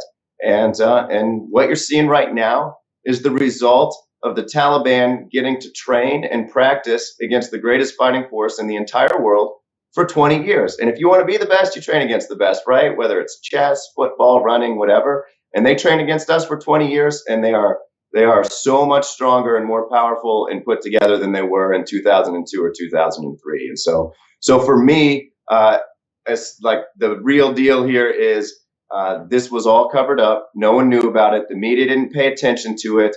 Our politicians were willing to just ignore that all this money and time we spent there was going to nothing except making the Taliban stronger and the inevitability that we're seeing right now. Lucas, you write in here, quote, "The truth is that the Afghan National Security Forces was a jobs program for the Afghans, propped up by U.S. taxpayer dollars, a military jobs program populated by non-military people or paper forces that didn't exist, and a bevy of elites grabbing what they could when they could." I think your personal anecdote there is very powerful. Could you just tell us again more? Because I still, even to this day, we know the numbers of corruption. We know we can talk about ghost soldiers all we want, but real stories from people like yourself who saw it on the ground is going to underscore for Americans just how hopeless the American mission in Afghanistan was. Can you just describe that for us? Sure. So in 2014, after we'd been there for 13 years, we had an Afghan partnered force who was getting ready for the fighting season. And so there's kind of a fighting season in Afghanistan that runs sort of spring through summer, and then in the winter everybody sort of like bunkers down again. And after 13 years, they weren't able to get their own food, their own ammunition, their own weapon systems, their own resupply, any of that stuff. And so at the last minute, it was my job to fly to Camp Moorhead, which was up by Kabul, and all around the country to meet with logistics people. I was out west, our unit was out west, and make sure that they got what they needed in order to get through the fighting season. And so if we were there for 13 years and these guys couldn't get themselves ammunition, vehicles, or any of the resupply they needed to fight an insurgent force, it was never going to happen. And so we did that for them. We did everything for them, and none of that stuff was in the news, and none of that stuff really got into the systematic dialogue. And so what I would say, and I think this is very important, is that we had in Afghanistan and in Iraq an institutional, systematic dishonesty that was designed to make it seem like the trillions of dollars we were spending over there was somehow worthwhile and that we were making progress. And if you're looking for great examples like on the ground, I can give you one, the perfect one. And anyone who is in the military training security forces in Iraq or Afghanistan will know this. When I went to Iraq in 2009, I led a police training team. And so what my job was to get the local police in, Habaniya, Ramadi, Fallujah, Sakalawiyah, some of these towns in Western Iraq, trained up and ready to defend themselves. It was 2009. We were going to be leaving soon. And so when I got there, they gave me this 20-page PowerPoint slide deck that was called a stoplight chart.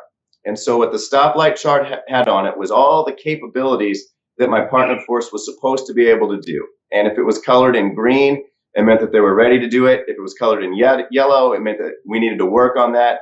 And if it was red, it meant that they were in a mission failure status. So, I get there, fresh Marine, first deployment, so excited to lead these 12 Marines and a Navy corpsmen on missions around Iraq. And I start flipping through the stoplight chart, and I'm like, oh, man, these guys are really good, actually. A lot of this is green. What isn't green is yellow, and there's maybe like one thing that's red that they'd never be able to do anyway. And so I'm pretty optimistic, just like the American people were optimistic.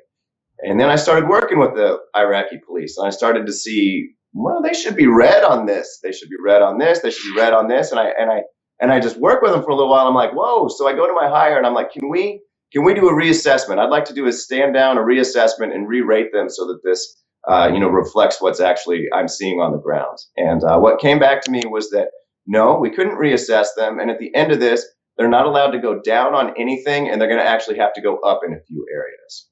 And Whoa. so that is. Yeah, it's crazy, right? And so this is 2009. And so, we leave all these places and there's this rosy story that, Iraq is green, their security forces are ready. And what happened a couple years later?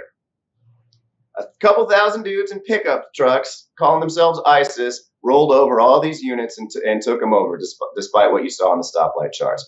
It was the same thing in Afghanistan. It's just this systematic dishonesty that is really causing us, it's just undermining faith in all of our institutions. Well, and I can go into that more, but I'll see if you got a question first. Well, yeah. I mean, that's it really, is that for the first time, as the American people are watching the way that the Afghan army just completely melted away and just how completely and utterly failed 20 years there ultimately were, they're finally seeing the truth that was hid from them for so long. So it's not surprising that there's such shock, that there's such horror, that there's such a reaction to actually, for the first time, seeing with their own eyes the reality of what this mission has been for decades now. I wonder, Lucas, one of the things that's really fascinating to me about you is that you actually spoke Pashto, which means not only did you speak to members of the Taliban, as you were talking about before, but you talked to elites, you talked to regular Afghan people. What did they think about us? I'm sure quite a few saw us as sort of like foreign invaders or foreign occupiers, something they've certainly been familiar with in the area. What did they think of us, and what did they think of the Taliban? Yeah, well, so a lot of people, I wouldn't say that the average Afghan really actually thought of us as an invader. I'm not going to say they wanted us there, but a lot of them did, just because we provided stability and really, like the Afghan, the Taliban regime in the 90s was horrible. It was horrible for a lot of people. It may be horrible again. Obviously, we can hope it's not. Although I don't think hope is enough. We need to use our tools of statecraft, diplomacy, and everything else to try to influence that situation. But what most people saw us there as was a jobs program or a way to make money. And so, there are reports of the Afghan president like leaving with, a helicopter and cars full of cash as he flees, like $169 million or something. I don't know if that's true or not, but the fact that sort of story gains traction is like, it's very emblematic of what was going on. And so just a lot of people, I mentioned paper forces, or you mentioned how I wrote about paper forces. Like a lot of these places, the police didn't exist, or the Afghan military didn't exist. They existed on paper, and some officer or some politician in Afghanistan would collect the paychecks for them and then just keep them. And so what we really were is we were a stabilizing force for places like Kabul, where, you know, it was a big city where there was a little bit of, I wouldn't call it progressivism, but sort of like a Western attitude to some degree. But out in the boonies, like, I mean, we weren't anything. You know, we were just another force that was there fighting the Taliban or fighting somewhere else. And the only thing that we really provided was the occasional jobs program. I mean, you know, we built buildings, we worked on roads, we did wells, and we tried to contract Afghans for that. And so it was really just a jobs and money program. Mm-hmm. And I think that's one of the real tragedies about this is that, you know, our country was willing to spend 20 years, $2.25 trillion, and almost 2,500 lives on a jobs program in Afghanistan. Or if you look at Iraq and Afghanistan, the whole area, $6.4 trillion, and we weren't willing to invest. Even right now, they're not willing to invest just a fraction of that right here in America. And that's, I don't know, that's terrible to me. And I wish we weren't doing it that way. Lucas, I first became familiar with your work with some of your systemic critiques around Pentagon buying and more. But what I attended that briefing that you once gave, and I was really impressed by your ability to break down systemically what happened in the U.S. economy that crippled the Pentagon and its ability in order to remain competitive. I'm curious if you can apply that same analysis to the war itself. You have deep experience both in the country, but also within the actual bureaucracy. What went wrong here? How did all of these generals delude themselves into pressuring you to change the metrics, to lying up the chain of command to the president? How did all the lies proliferate whenever you yourself were on the ground with your own two eyes could be like, this is never going to work? How did this happen? That's right. And so can, many, many thousands of other veterans. And I think the reason it happened is there is political pressure, and this comes from both parties, presidents of all sides, members of Congress, to make it look like this money that they're spending overseas is worthwhile. And so I have never been a general officer, but I presume you become a little bit political when you're up there, and you have a career and a legacy that you want to protect. And so I'm not saying that people are evil here. That's why I call it systematic institutional dishonesty. It's all put together to support a system that is ineffective and that is really, really undermines American faith in institutions. And actually, I'd like to go into that for a second. So I actually think it's much bigger than Afghanistan. I think it's much bigger than Iraq. I think that what people are seeing in Afghanistan right now lays bare the fact that they were lied to. There was this institutional lie for 20 years there, and that all the lives, all the time, all the money was a waste. When ISIS rolled through Iraq, they saw the exact same thing in Iraq. When people see what happens in our economy here in Missouri, they see the exact same lies. And so, I mean, look at what happened after the Great Recession here. Like everybody, both parties again are saying America's recovered from the Great Recession in 2010, 2011. Well, I'm from Missouri. I came back from Iraq in 2009, and I go to my old neighborhood to visit, and I see the first house I ever lived in is bulldozed down. It's an empty lot. Like the corner store is now boarded up. The two grocery stores we used to use are gone. Like, how are people going to trust a government that tells them the economy has recovered here in Missouri when they're seeing that? Like, that's not a unique story. Or let's take the housing market, for example. Like in 2012, everybody said, oh, we've saved the housing market. The housing market has recovered. Well, my dad tried to sell the house that I joined the Marine Corps out of in 2012, and it sat on the market. This is in Jefferson City, Missouri, for 2 years, and he got $43,000 for a house that he owed $78,000 on. Wow. So when he's told that the housing market is recovered, and all these people in Missouri are told that, and that's what they see, they don't believe. And so we have Iraq, we have Afghanistan, we have the economy, we have the housing market, and when you get bombarded by systematic institutional lie after lie after lie, you lose faith in what's going on. And now, what this really makes me mad. We have all these people talking down to Missourians or talking down to other people, calling them idiots, morons, whatever else, not for getting a COVID vaccine and not for believing in COVID. Well, here's the thing. Your institutional lies for decades have made it so that people don't believe you when you say the truth anymore. And so absolutely people need to get vaccines. But we have created this massive hole in the truth that charlatans, we got like Josh Hawley here and others in Missouri, these charlatans can just drive a truck full of lies through, and no one knows what to believe anymore. And to me, that's the real failing. That's the real problem. It's why I wrote the op-ed. We need to start speaking the truth right now, or we're going to be going to be mired in whatever catastrophe comes next, where no one believes what the right solution is.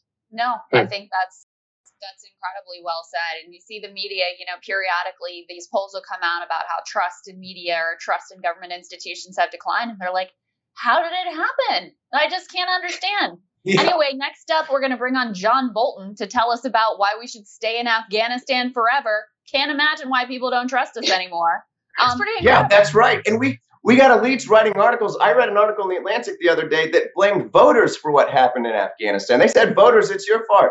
Your fault, what's going on there. I mean, here's the deal. I saw another thing that said the major news networks over the 2014 to 2019 in Afghanistan gave 26 minutes to Afghanistan. How's the voter going to know anything about what's going on there when you give 26 minutes over 5 years on whatever network devoted to the topic? And what was said was probably a lie. And now everybody, they're bringing on all these people who are tied to the military-industrial complex to say we need to go back in there. There's more we need to do. Those people have an ulterior motive, and that's to make a ton of money off of our forever wars, and we need to cull them out. How do we fix this, Lucas? So you're running for the Senate. How would you fix this? I mean, at the one hand, you have to hand it to our current commander-in-chief for actually saying no and standing up to this people. First person in my lifetime to actually do that. That's but right. As you saw firsthand, systemically, this is a problem all the way up and down the chain of command. It's the same problem within Congress. You have a very good systemic view of the issue. How do we actually get out of making sure this doesn't happen again? Well, the solution for me was to run for the U.S. Senate seat and actually speak the truth on these issues, to take no money from corporate PACs, to just take small dollar donations, which is what we've done, and to go out there, meet people, tell them our stories, and tell them what we want to do. And it's on anything. It's, big agriculture is another big issue. Defense contractors already talked about. We got pharmaceutical cartels.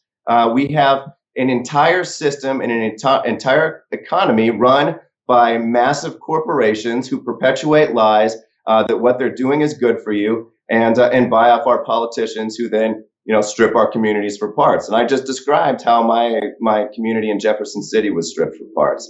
And so I don't know what the solution is. The solution is for people to speak the truth. If they're not going to do it, then I think we need people to run who will, and we just need to go for it and trust the American people that if they actually hear the truth over and over again, we can actually rebuild these institutions. And we need to really pressure the people who are in charge to tell the truth again. And I have been impressed by Joe Biden sticking to this. It's the right call to stick with it, even if it's ugly, because again, how are people going to trust a government that'll spend $6.4 trillion and just see it all explode and disappear, and that same government won't invest right here at home in them? How do you trust that government? And so that's where we're at. What has it been like for you emotionally, or what was the emotional process for you to come to terms with the fact that the entire Afghan war was a complete catastrophe, debacle, waste of time, lives, and treasure, given that, you sacrificed to be there, you lost out time with family and Lord knows what else, and you served with people who didn't come home. So how has it been emotionally for you to come to terms with the fact that that was basically all for naught? Well, for me, over the last week or so, it's just been a grim relief that we're finally leaving and doing the right thing. And so I think that is for a lot of service members, but for many of us, I can't speak for everyone, but this is for me and a lot of the guys that I talk to. We accepted this a long time ago. We knew that this was inevitable. So the last 72 hours, 11 days, whatever time frame you want to look at, we knew that this was going to happen. And so for us, it's not a shock. Many of us have been able to come to terms with the fact that, the money, the lives, and the time there weren't going to produce the results that everyone thought they were going to produce. And so for most of us, though, people ask me, are you proud of your service? Yes, I am. When I joined the military in 2007, during the height of the surge in Iraq, didn't believe in that war, not the Iraq war. I still did believe in Afghanistan. I probably believed in that till I got there, because I've been hearing the same things as everyone else. But like, the reason I joined was so that someone else wouldn't have to go, right? And so for me, you know, I grew up without a lot of money. I grew up in a neighborhood that is now devastated. I got to go to an incredible college. I got to go to Yale University out of Jefferson City High School because I got a Pell Grant and because people I didn't even know gave me scholarships so that I could afford to go. And so for me, it was about paying that back, just paying back that debt to the community, to the debt to, you know, my society, and saying, you know what, instead of someone else, you can send me wherever you want to send me, and I'll do my part. And so that's what I did. I'm proud of that. I think that's how it was for a lot of us. We just wanted to serve our country and serve our communities and make sure that someone who didn't want to go wouldn't have to go, and we would go instead. And so for us, that's still an honorable thing. There's no, like, what happened in Afghanistan or what happened with Iraq, and the same with what happened in Vietnam, like back in the day. Like, that blood is on the politicians' hands. That's their problem. They're the ones who screwed those things up. They're the ones who put us in that situation. We served honorably, and we should be proud of what we did. Absolutely. None of it is on any of you whatsoever. You know, Lucas, I'm curious, zooming out a little bit, how did you get involved in some of this anti-monopoly work? Like, what was it through your experience in the Pentagon that, you know, kind of brought you to our attention and then eventually to running for the Senate? How did this start for you? Well, sure. So in the Pentagon, during my last tour of duty, I was overseeing arms control negotiations on conventional arms with Russia for the chairman and the Joint Chiefs of Staff. So I was in the Pentagon, and I represented the military side of the House for a bunch of conventional treaties. Conventional Armed Forces in Europe Treaty, Open Skies Treaty, Vienna Document, a bunch of confidence and security building measures. And so basically what we do is I would work with the CIA and the State Department and the National Security Council to come up with U.S. policy, go over to NATO, try to get our military allies on board, and then, and this was truly like the honor of my life, I would get to go to Vienna, Austria. I would sit behind a placard that said the United States of America, and I would represent us vis-a-vis Russia or at the table of 59 countries and represent the U.S. position. And so one of those treaties, the Open Skies Treaty, we were looking, and so the Open Skies Treaty is one where we fly aircraft over, different countries fly aircraft over each other, take imagery, and the purpose of it is to make sure that the other side's not amassing for war. It's kind of a Cold War relic. We're actually out of it now. But we were looking to buy a new aircraft. And I was in these requirements meetings where we were essentially, what the Pentagon does when it's going to buy a new item is they write all the requirements for what the item's going to be, and then they put out a posting and people are able to build on it. And when we were in these meetings, everybody was so disgruntled. They were like, oh, there's only one U.S. company that can do the aircraft. There's only one that can do the communications suite. There's only one that can do this, that, and the other thing. Like, this is such a waste of time. We're going to waste 2 years writing all this. We already know what's going to happen. We should just sole source it. And sole source means you just go directly to the company and you just let the one company have it. And I thought, surely that can't be right.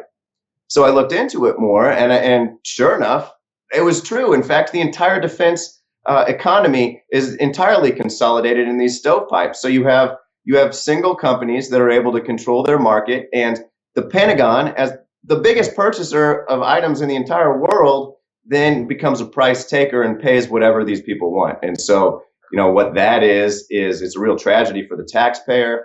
It makes it harder for us to get good equipment because we're dealing with monopolists who don't need to innovate.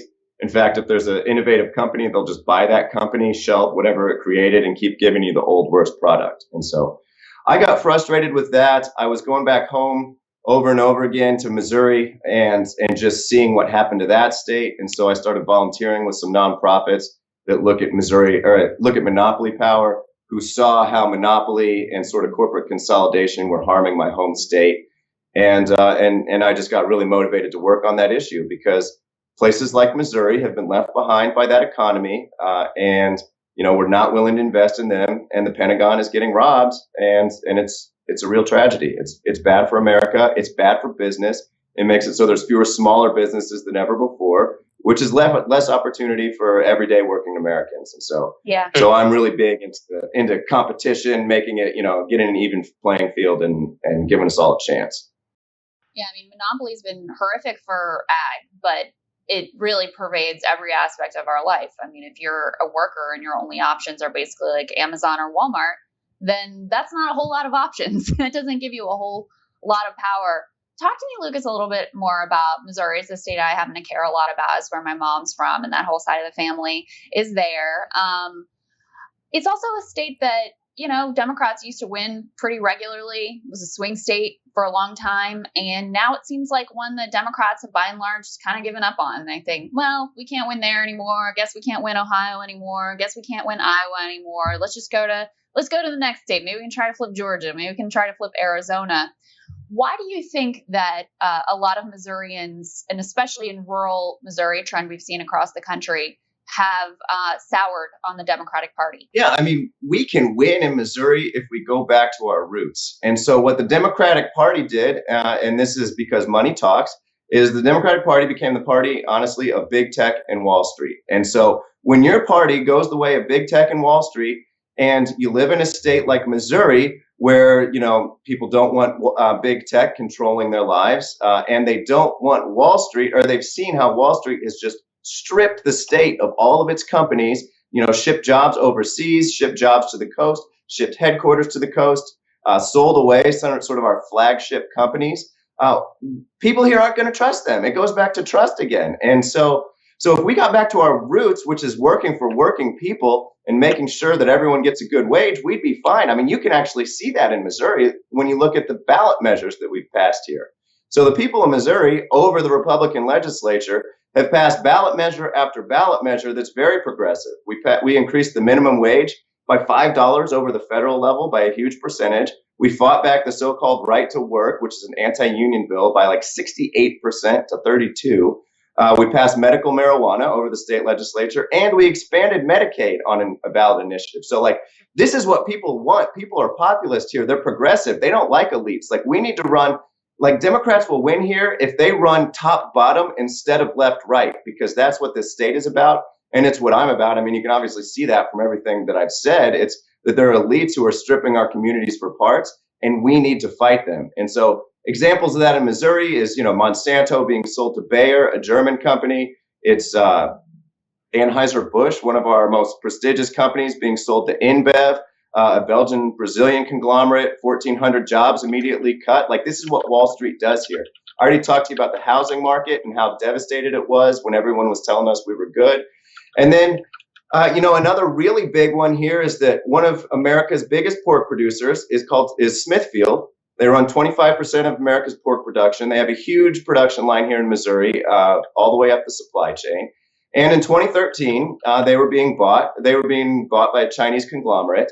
And one of the states that was actually keeping that from happening was Missouri, because Missouri had a law in the books that said there's no foreign ownership of land is illegal, and it's not permissible for foreign companies or like this Chinese conglomerate. And Smithfield gave a lot of money to Democrats and Republicans here to change that law to make it so that they could own land, that a Chinese company can own land here. And now Smithfield, 25% of America's pork production is owned by China. They don't treat our land right. They're absolutely destroying it. They don't treat workers right. And so people just have completely lost trust. Again, it goes back to trust. And I was actually at the state fair yesterday, having a fun time handing out stickers. Smithfield, made by China since 2013, Missouri Farm Bureau, the voice of multinational corporations. And people were into that, people you wouldn't expect to be. Agricultural, rural people were like, yeah, we don't want our land owned by China. We don't want the Farm Bureau speaking for multinational corporations. We have been screwed. But people aren't hitting that message. And because, frankly, Democrats have been controlled sort of by Wall Street and big tech. So we need to go away from that. We need to actually, again, speak to truth, work for workers, everyday Americans, and we're gonna have a lot of opportunity here. It's very hard for me to disagree with anything you said, Lucas. But I mean, I think Krystal and I are both openly pessimistic, which is that how are you going to run against the national party of the image? I mean, very few candidates have successfully been able to cast off the national image of the party. People like Nancy Pelosi and more. I believe the latest polls show she's the most disliked politician in all of Washington. You have a very uphill battle on your hands, assuming the primary and all that goes well. How do you plan on doing that? Yeah, I mean, I'm feeling good about it. We have a good tradition of that here. I mean, the last time the Senate seat was up in 2016, which was a huge Trump wave year, our Senate candidate, Jason Kander, who's another veteran just like me, he's in the Army, He only lost by 2.8%. So he beat the national ticket by, I don't remember what it was, like 14 points. In 2018, in an off year, you know, the same year that Claire McCaskill lost, someone was running for auditor named Nicole Galloway, and she ran on an anti-corruption ticket, and she won by the same amount that Claire McCaskill lost by. So it's not impossible. I mean, the voters are there who are willing to switch. You just have to be true. You have to run on a populist message, and you have to actually show them. And it's not just Missouri. I mean, when you look at like Georgia or Arizona, you know, Ossoff, Warnock, Mark Kelly, like these guys weren't career Democratic politicians, right? They came in from the outside and they ran as unique individuals who weren't associated with the party for, you know, dozens of years, and they were able to win. And so we're doing the same thing. Obviously, I don't have always great things to say about the Democratic Party, just like I don't have great things to say about the Republican Party. And so we just need to get that message out there. And the way we're doing that is by raising money from grassroots. Got it. What we always appreciate here is people who are willing to, you know, call out folks on their own side, on the other side, and just have consistent principles. So, you know, we really love talking to you on Rising about your views on China, and really great talking to you here today about the Afghan war and also your campaign. Lucas, just tell people where they can find you if they're interested in checking out more. Yes, you can find us on Twitter at Lucas Kunce, MO. That's MO for Missouri. And you go to lucaskunce.com is another way. You can also find us on Facebook, Lucas Kunce, MO. And I'd love it if people, follow along, see what we're doing. I mean, we're doing great things, and it's really fun. Sweet. Awesome. Thank you for joining us, Lucas. It was a real pleasure talking to you, man. Thank you. Thanks for having me, guys. Okay, guys, thanks for bearing with us with our little home show because of my whole COVID situation. If you want to watch the rest of that interview, you can become a premium subscriber today. Link is down there in the description. We really appreciate all of the support that you give us, and we will see you all tomorrow. We're not going to let this deter us. That's right. We will be back here tomorrow, guys. Have a great day. See you then.